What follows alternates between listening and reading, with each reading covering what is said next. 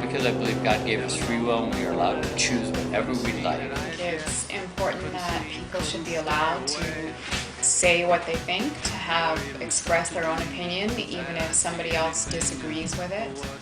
It's important to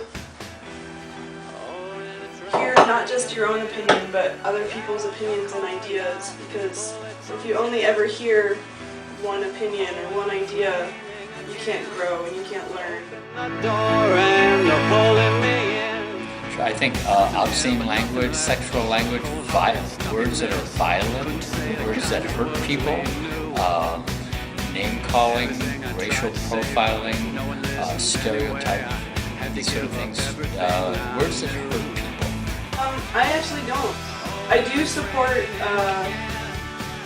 information rating systems, TV or movie ratings or video game ratings for age-appropriate material, although I think that there's nothing wrong with swear words. There's a level of education that you need to understand when they are appropriate and when they're not. You need to have knowledge on a broader sense of development, where you can actually hear those or see those or experience them without taking them personally. I don't think any types of free speech should be monitored, because I think once you start placing a monitor or restriction on one thing, then you have to start putting it on other things. So it'll kind of have like a ripple effect. You have to be aware of what you're saying and who you're saying it around. You may offend somebody, and I think it's important to keep that in your frame of mind when you're speaking, but there should be no law preventing anybody from saying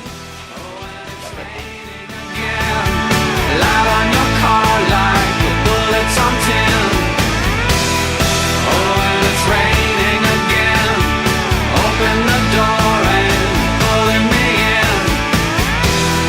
Oh, and it's raining again. Internet, there needs to be somebody come in and say you can't do this, you can't say this.